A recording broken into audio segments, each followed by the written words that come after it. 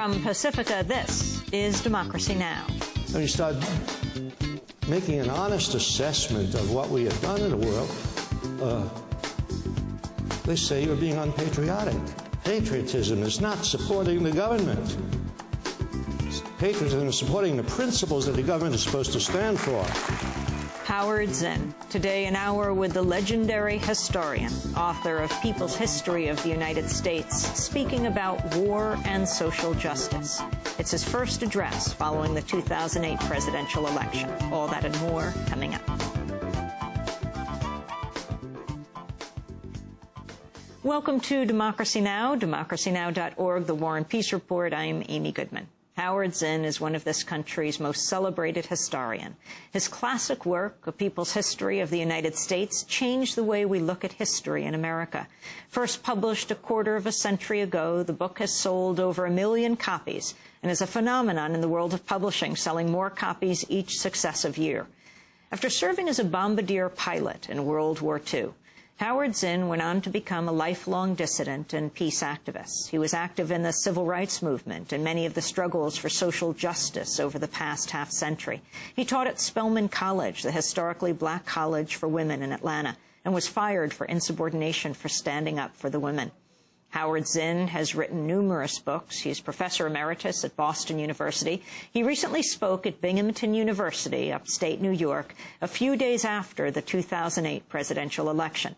His speech was called War and Social Justice. Why is all the political rhetoric limited? Why is the set of solutions given to social and economic issues so cramped and so short of what is needed, so short of what the Universal Declaration of Human Rights demands? And yes, Obama, who obviously is more attuned to the needs of people than his opponent. Obama, who is more farsighted, more thoughtful, more imaginative. Why has he been limited in what he's saying? Why hasn't he come out for what is called the single-payer system in health care? Why didn't you see, you all know what the single-payer system is. It's a sort of awkward term for it, maybe. It doesn't explain what it means, but a single-payer health system.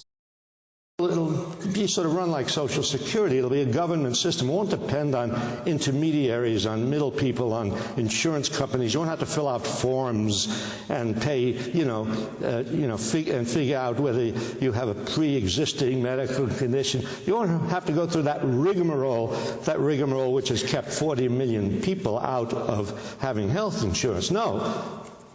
Something happens, you just go to a doctor, you go to a hospital, you're taken care of. Period.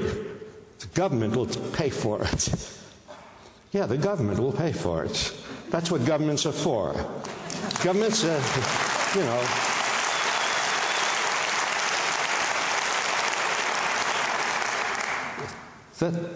they do that for the military.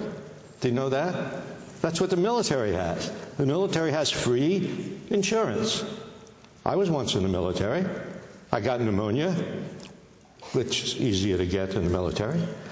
I got pneumonia. I didn't have to fool around with deciding what health plan I'm in or what No, I was totally taken care of. I didn't have to think about money. There's 1 million members of the armed forces who have that. But when you ask that the government do this for everybody else, they cry, that's socialism. Well, if that's socialism, it must mean socialism is good.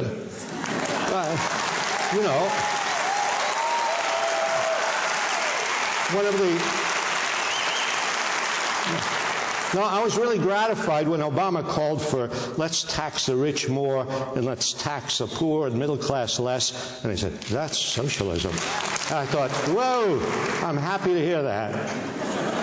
Finally, socialism is getting a good name, You know, socialism has been given bad names, you know, Stalin and all those socialists, so-called socialists. They weren't really socialists, but, you know, they called themselves socialists, but they weren't really, you see. And so socialism got a bad name. It used to have a really good name.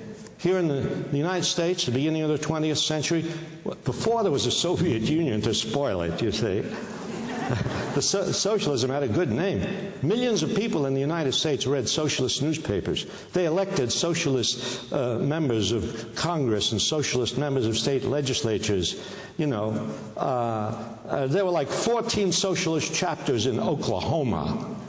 Really. I mean, you know, socialism, who stood for socialism? Eugene Debs, Helen Keller, Emma Goldman, you know, Clarence Darrow, Jack London, Upton Sinclair. Yeah, socialism had a good name. It needs to be restored. And so,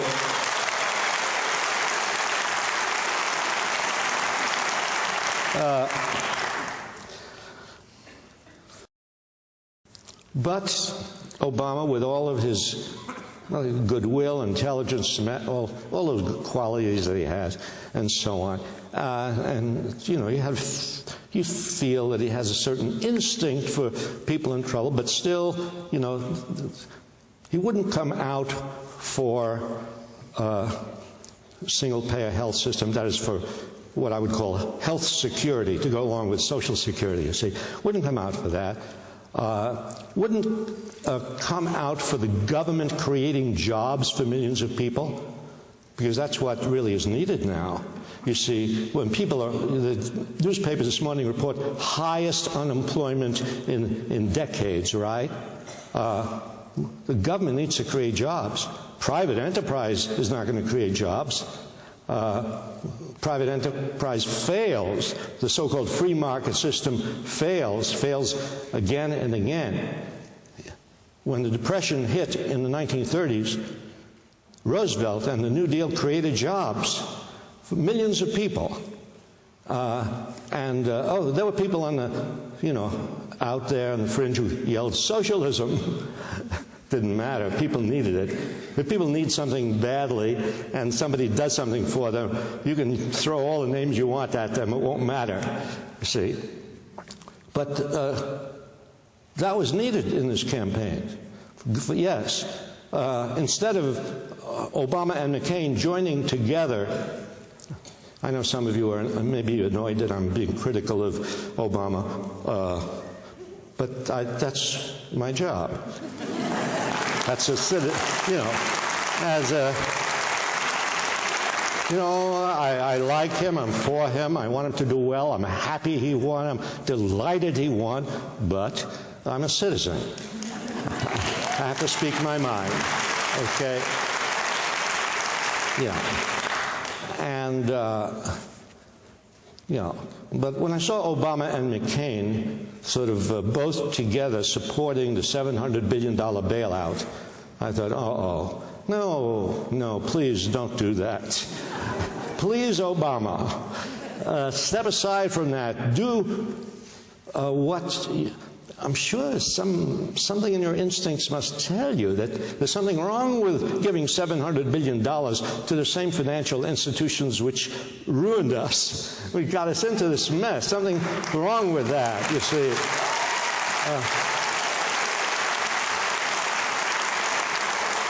And it's not even politically viable. That is, you can't even say, oh, I'm doing it because people will then vote for me. No. It was very obvious when the $700 billion bailout was announced that the majority of people in the country were opposed to it. Instinctively, they said, something is wrong with this. Why give it to them? We need it. That's what the government, Obama should have been saying, no, let's take that $700 billion. Let's give it to people who can't pay their mortgages. Let's create jobs, you know. Instead of pouring $700 billion into the top and hoping that it will trickle down to the bottom. No, go right to the bottom where people need it and get. So yes, that was a disappointment.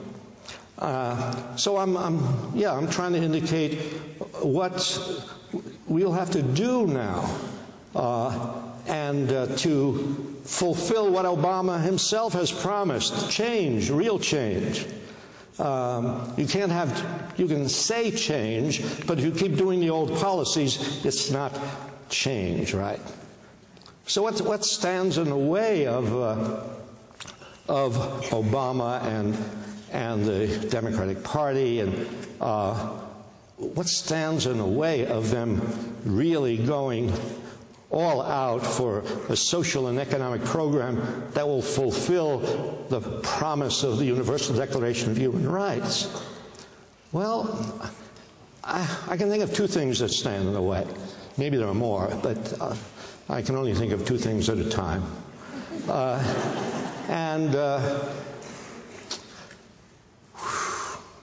one of them is simply the great powerful economic interests that don't want real economic change. Really, they don't. The powerful, you take in healthcare, there are powerful interests involved in the present healthcare system. People are making lots of money from the healthcare system as it is. Making so much money, and that's why the costs of the healthcare system in the United States are double what the healthcare costs are. The percentage, of money devoted to healthcare, percentage is double administrative costs in the United States compared to countries that have the single-payer system, because there are people there who is siphoning off this money, who are making money. Their health plans, their insurance companies, their health executives and CEOs, so that there are interests, economic interests that are in the way of real economic change. Challenge those economic interests. Roosevelt did challenge those economic interests boldly, right frontally. He called them economic royalists. He wasn't worried that people would say, oh, you're appealing to class conflict, the kind of thing they pull out all the time. As if there hasn't always been class conflict. There's something new, class conflict. You're creating class conflict. We've never had class conflict. We've always all been one happy family,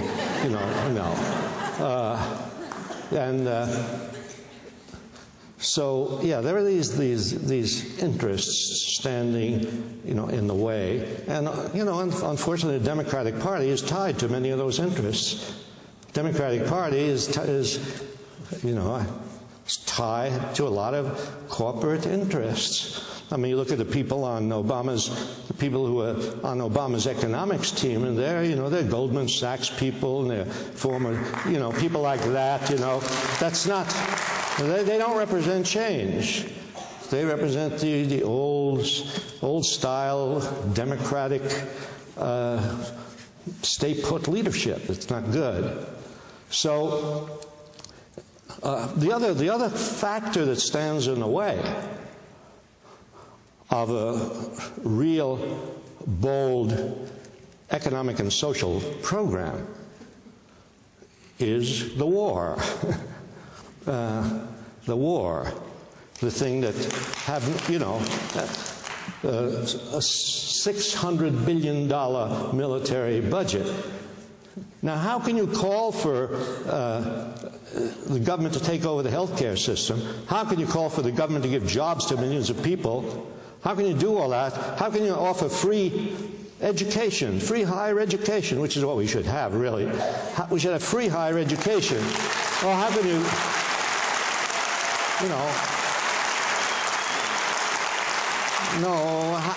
how can you double teacher salaries, and how can you do all these things which will do away with poverty in the United States?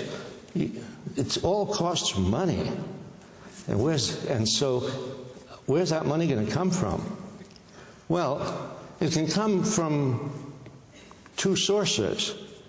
One is the tax structure.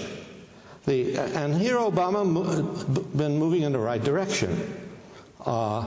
When he talked about not giving the rich tax breaks and giving tax breaks to the poor, in the right direction, but not far enough. Because the top 1% of the